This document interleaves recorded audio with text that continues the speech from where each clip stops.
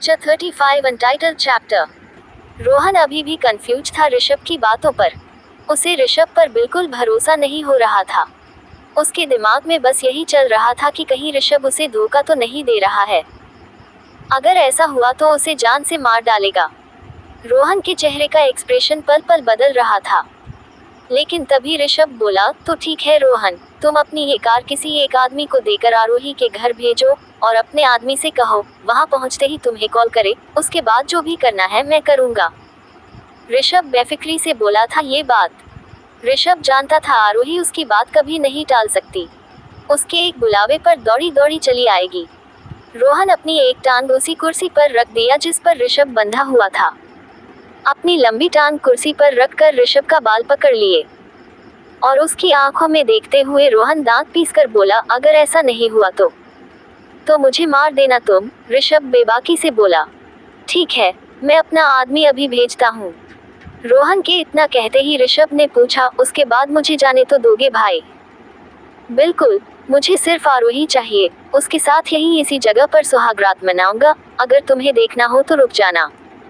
रोहन ऋषभ को एक आंख मारते हुए कहा। ऋषभ जल्दी से बोला, नहीं नहीं, मुझे ये सब नहीं देखना, बस तुम यहाँ से जिंदा जाने देना, वही मेरे लिए काफी होगा। तुम तो बहुत ही डरपोक निकले। रोहन इतना कहकर अपने एक आदमी को आरोही के घर भेज दिया और उसे पूरी बात समझा दिया रोहन ने। ऋषभ अभी भी कुर्सी पर बंधा हुआ बैठा था और इधर रोहन के चेहरे पर कभी परेशानी तो कभी आरोही के पाने की खुशी झलक रही थी। उसके लिए जैसे ये पल थम सा गया था। एक एक मिनट गुजरना उसके लिए मुश्किल होता जा रही थी। ऋषभ बैठे बैठे ये सब देख रहा था। उसे बस उस आदमी की कॉल आने की इंतजार थी। अभी 50 मिनट ही गुजरा था कि रोहन की मोबाइल फोन बजने लगी। मोबाइल फोन के बजते ही रोहन का बुझा हुआ चेहरा फिर से खिल गया। उसने जैसे ही फोन स्क्रीन पर नंबर देखा तो उसे यकीन हो गया था उसका आदमी आरोही के घर के बाहर पहुंच चुका है। रोहन ने जैसे ही कॉल रिसीव किया उसका आदमी बोला, बॉस, मैं रजत श्रीवास्तव जी के घर के बाहर खड़ा हूँ, अब बोलिए मुझे क्या करना होगा? रोहन डांटते हुए कहा, अबे साले, तुझे कुछ नहीं करना है, तू चुपचाप गाड़ी में बैठा रह, आरोही खुद चलकर तेरे पास आएगी, उसे लेकर मेरे पास आना है, समझ गया? यस बॉस, समझ गया, वह आदमी बोला। रोहन कॉल काटने के बाद ऋषभ से बोला, फोन कर मेरी जाने मन को, अब मुझे बर्दाश्त नहीं होती। अबे गधे, मेरा हाथ तो खोल, तभी तो फोन करूंगा उसे, ऋषभ ने कहा। ऋषभ की ये बात रोहन को बुरी तो लगी थी, पर आरोही के पाने की खुशी में उसे दरकिनार कर दिया था, क्योंकि रोहन ऋषभ को अब नाराज नहीं कर सकता था। रोहन फटाफट ऋषभ को आजाद कर दिया और जल्दी से कहा, भाई जल्दी करो, अब मैं और इंतजार नहीं कर सकता हूँ, उसे बाहों में भरने के लिए बेताब हूँ। शांत रहेगा तभी तो करूंगा उसे फोन। ऋषभ के ऐसा कहते ही रोहन अपनी एक उंगली को अपने होंठों पर रख दिया। ऋषभ अपना फोन निकाला और आरोही को कॉल कर दिया। एक रिंग जाते ही आरोही ने कॉल रिसीव कर लिया था। आरोही का खुशनुमा और शहद से घुला हुआ आवाज ऋषभ को सुनाई दिया। आरोही खुश होकर पूछा, what's the matter Rishabh, have you remembered me? हाँ आरोही, तुमसे मिलना चाहता हूँ अभी, ऋषभ बोला। आरोही खुश होकर बोली, हाँ ऋषभ बोलो ना, कहाँ मिलना है, मैं आती हूँ ना अभी।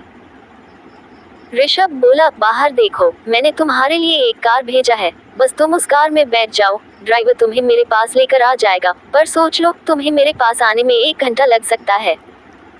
आरोही मुस्कुरा कर बोली, बस 1 घंटा, तुम्हारे लिए 100 जन्म तक इंतजार कर सकती हूँ। ठीक है, अब ये सब छोड़ो और फटाफट कार में बैठ जाओ, ऋषभ उबासी लेते हुए कहा। इतना कहकर ऋषभ फोन कट कर दिया था। वहीं खड़ा रोहन दोनों को बातें करता देख गुस्से में तमतमा उठा था, पर इस वक्त वह खुद को संभाले हुए था। बात बिगड़ना नहीं चाहता था, इसलिए गुस्से की घूंट पीकर रह गया था। लेकिन अगले ही पल रोहन का दिमाग में कुछ आया और उसने अपने आदमियों से जल्दी से बोला, इस कमीने को पहले रस्सियों से बांध दो। रोहन के ऐसा कहते ही उसके साथियों ने जैसे ही ऋषभ के पास पहुंचे, इससे पहले कि वो ऋषभ को छू भी पाते, उसने उतने ही तेजी से रोहन के 2 आदमियों को एक एक किक उनके पेट पर जमा दिया। उन दोनों इसकी उम्मीद बिल्कुल भी नहीं किया था। इतनी देर तक जिसे डरते हुए देख रहे थे, इसको अचानक से हुआ क्या? एक पतला सा आदमी दौड़ते हुए ऋषभ के पास पहुंच गया। उसने उड़कर ऋषभ पर हमला बोल दिया। उस पतले आदमी की किक जैसे ही ऋषभ के चेहरे से टकराती, ऋषभ ने हवा में ही उसका टांग पकड़ लिया, उठाकर रोहन की तरफ फेंक दिया। उस आदमी से टकराते ही रोहन उसके साथ जमीन पर गिर पड़ा था। दोनों के आपस में टकराने से दोनों के मुंह से आह निकल गई थी। अब तो जैसे ये जगह जंग की मैदान बन चुकी थी। ऋषभ ने एक एक को बेदर्दी से मारने लगा। सभी को बेहोशी के कगार पर पहुंचा दिया था ऋषभ ने। सभी को छोड़ ऋषभ रोहन को कॉलर से पकड़कर ऊपर उठाया। उसे भी उसी तरह उसी कुर्सी पर बैठाकर बांध दिया जैसा कि कुछ देर पहले तक ऋषभ बंधा हुआ था। रोहन ये देख गुस्से में दांत पीस कर बोला, तुम मुझे नहीं जानते, तुम्हें जिंदा नहीं छोड़ूंगा, तुम्हें जान से मार डालूंगा। लेकिन तभी उसके गाल पर एक जोरदार तमाचा जड़ दिया था ऋषभ ने। तमाचा पड़ते ही रोहन एकदम शांत पड़ गया था। ऋषभ रोहन के जबड़े को सख्ती से दबाकर गुस्से में बोला, तुझे सच में आरोही देने वाला था, क्योंकि मैं उससे प्यार नहीं करता हूँ। उस पागल लड़की को तेरे हवाले करके यहाँ से चला जाता, लेकिन तूने उसका गलत मतलब निकाला। अब तुझे भगवान भी नहीं बचा सकता मुझसे। बात खत्म होते ही ऋषभ ने रोहन के सीने पर एक जोरदार किक मारी, जिसे रोहन सह नहीं पाया और कुर्सी समेत नीचे गिर गया था।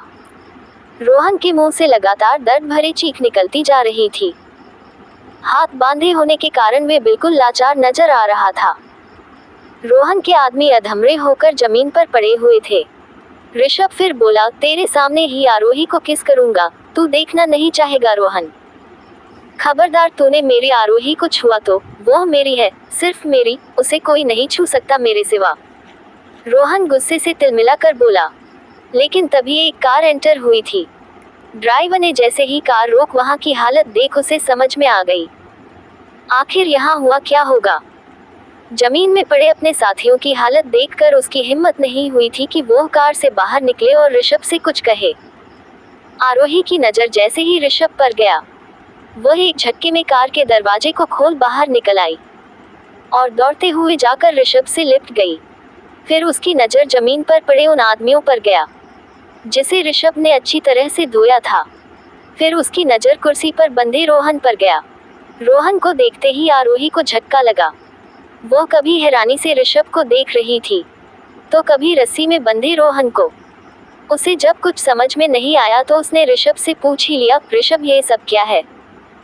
रोहन के सामने ही ऋषभ आरोही को इस तरह अपनी बाहों में भर लिया कि अगर रोहन देखे तो उसकी आंखें शर्म से झुक जाए। लेकिन ऋषभ के ऐसा करते ही रोहन चीख कर बोला, छोड़ उसे, आरोही मेरी है, उसे मैं प्यार करता हूँ। ये बोल रोहन कुर्सी को जोर जोर से हिलाने लगा ताकि रस्सियों से खुद को आज़ाद कर सके। लेकिन वहीं दूसरी तरफ आरोही रोहन के मुंह से ये शब्द सुनकर हैरान थी, जबकि उसे रोहन बिल्कुल पसंद नहीं था। वह तो रोहन को देखना तक नहीं चाहती थी और यह उसे पसंद करने की बात कर रहा था। आरोही को गुस्सा आ गया। उसने एक जोरदार थप्पड़ रोहन के गाल पर मार दिया। अब आगे क्या होने वाला है? अब क्या करेगा रोहन? क्या ऋषभ अब भी आरोही से प्यार नहीं करता? क्या सच में आरोही को रोहन के हवाले करने के लिए बुलाया था? ऐसे ही सवालों को जानने के लिए पढ़ते रहिए मेरी ये love story million and husband, सिर्फ पॉकेट नॉवल पर। आरोही के थप्पड़ पड़ते ही रोहन कुर्सी के समेत फर्श पर गिर गया था। उसके होंठ फट चुके थे जहां से खून रिसकर बाहर आने लगा था। इस थप्पड़ को ऋषभ कैसे भूल सकता है? उसने भी इसका मजा लिया हुआ था, जो मजा अभी आरोही ने रोहन के गाल पर दिया था तमाचे के रूप में। इसलिए ऋषभ भी सहम कर पीछे हट गया था। ऋषभ ने तो अपने गाल पर ही हाथ रख दिया था। आरोही ने जैसे ही पलटकर ऋषभ को देखा तो उसने पाया ऋषभ अपने दोनों गालों को दोनों ही हाथों से दबाकर रखा हुआ है। पर ऋषभ ने जैसे ही देखा आरोही उसे सवालिया नजरों से देख रही थी, आंखों के इशारे से पूछ रही है, अब तुम्हें क्या हुआ ऋषभ? ऋषभ अपनी आंखों को 2-3 बार झपकाया और नामे सर हिलाया। उसने कहा था कुछ नहीं हुआ मुझे। लेकिन आरोही थोड़ा परेशान हो गई। वो जल्दी से ऋषभ के पास पहुंच गई और उसके दोनों हाथों को अपने हाथों में थाम कर बोली, ऋषभ क्या हुआ तुम्हें? तुम इतने उदास क्यों हो गए? ऋषभ झटके में खुद को शांत किया, क्योंकि इस वक्त आरोही से रोहन पीटा था। वो नहीं चाहता था कि वो भी पीटे, इसलिए ऋषभ ने कहा, अरे कुछ नहीं, चलो चले यहाँ से। लेकिन ऋषभ, तुमने अभी थोड़ी देर पहले कुछ था, आरोही मुंह बनाते हुए कहा। आरोही की बात सुनकर ऋषभ हैरान रह गया था। उसे समझ में नहीं आया आखिर आरोही किस बारे में बात कर रही है। इसलिए उसने पूछा, मैंने क्या कहा था, मुझे कुछ याद ही नहीं। ऋषभ की बात पर आरोही उसे घूरने लगी। आंखें दिखाकर बोली, तुमने अभी रोहन से क्या कहा था, भूल गए? याद करो क्या कहा था। ऋषभ रोहन के पास जाकर पहले उसके साथ कुर्सी को सीधा किया और रोहन से पूछा, हाँ तो रोहन, मैंने क्या कहा था आरोही से? मैं तो भूल गया हूँ, अगर तुम्हें कुछ याद हो तो बताओ ना प्लस। लेकिन रोहन ऋषभ को गुस्से में देखने लगा और फिर अपनी नज़र दूसरी तरफ फेर लिया। रोहन के ऐसा करते ही ऋषभ कुछ याद करते हुए खुश होकर बोला, हाँ याद आ गया मुझे। ऋषभ के ऐसा कहने के साथ ही रोहन दांत पीसकर ऋषभ से बोला, खबरदार, अगर आरोही को तुमने किस किया तो तुम्हें जिंदा जमीन में दफन कर दूंगा, तुम्हें जान से मार दूंगा। अब ऋषभ को सच में याद आ गया था। उसने थोड़ी देर पहले आरोही को किस करने की बात कही थी, लेकिन फिलहाल उसका मूड बदल चुका था। इसलिए उसने रोहन के कानों में फुसफुसाते हुए कहा, अबे साले, तुझे ये बात कहने की क्या जरूरत थी? चुप नहीं रह सकता था? और अगर तुझे आरोही चाहिए तो उसे प्यार से हासिल करना सीख, ऐसे जोर जबरदस्ती से नहीं। पूरी कॉन्फिडेंस से के साथ कह रहा हूँ, आरोही तेरे पीछे पागलों की तरह घूमती फिरेगी। रोहन के कानों में इस तरह बात करते देख आरोही ने पीछे से ऋषभ को अपने तरफ खींचकर उसे घूरने लगी और घूरते हुए कहा, क्या कहा तुमने? इस कमीने के कानों में बोलो, क्या कहा? अरे कुछ नहीं, बस उसे प्यार करने की ट्रेनिंग दे रहा हूँ, तुम इन सब में मत आओ, समझी? ऋषभ बोला। लेकिन तभी आरोही ने ऋषभ को एक झटके में अपनी बाहों में भर लिया था और वही होने लगा जो रोहन नहीं चाहता था। आरोही ऋषभ को बुरी तरह से किस करने लगी थी। आरोही ने ऋषभ को कुछ इस तरह से अपनी बाहों में जकड़ रखा था। ऋषभ चाहकर भी उससे अलग नहीं हो पा रहा था। उसी बीच रोहन अपनी कुर्सी पर छटपटाने लगा। वो गुस्से में रोए जा रहा था और साथ में ऋषभ को गाली बकते जा रहा था।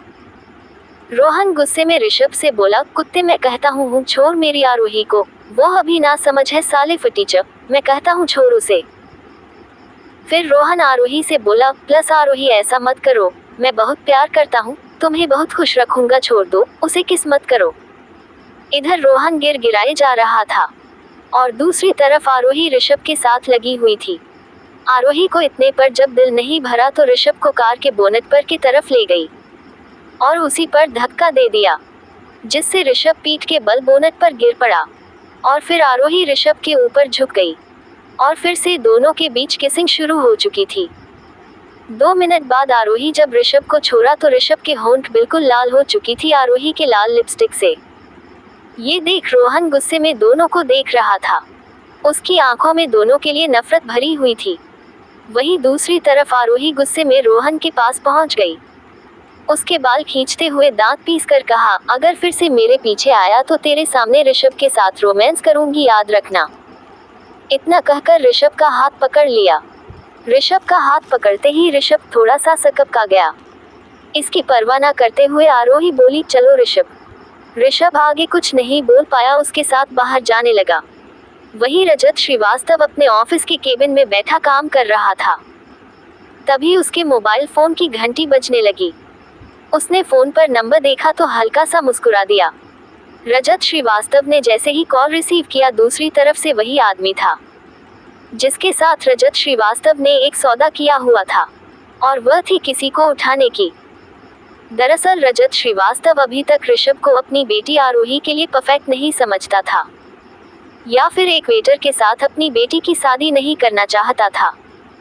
इसलिए उसने ऋषभ की नाम की सुपारी उस बॉस को दिया हुआ था जो अभी रजत श्रीवास्तव को फोन किया हुआ था। वह बॉस थोड़ा उदासी भरे लहजे में कहा, श्रीवास्तव सर, आपने मेरे अलावा और किसे कहा था ऋषभ को उठाने के लिए? बॉस की बात सुनकर रजत श्रीवास्तव पहले चौंक गया था, फिर हैरानी से बोला, अरे भाई तुम ये क्या कह रहे हो? मैंने तो किसी को कुछ नहीं कहा था तुम्हारे सिवा, मुझे तुम पर पूरा भरोसा था, तभी तो ये काम तुम्हें सौंपा है, ताकि तुम उस कमीने का नामो निशान मिटा सको, ताकि मेरी आरोही उससे आज़ाद हो सके। बॉस थोड़ा गंभीर होकर पूछा, तो फिर ऋषभ को किसने किडनैप कर लिया? क्या किडनैप कर लिया? पर किसने? रजत श्रीवास्तव हैरानी के साथ पूछा। ये सब सुनकर रजत श्रीवास्तव को यकीन ही नहीं हो रहा था। उसके अलावा और भी कोई है जो ऋषभ को मारना चाहता है। आखिर कौन हो सकता है? कौन है जो उस गरीब फटीचर वेटर से इतना नफरत करता है मेरे अलावा?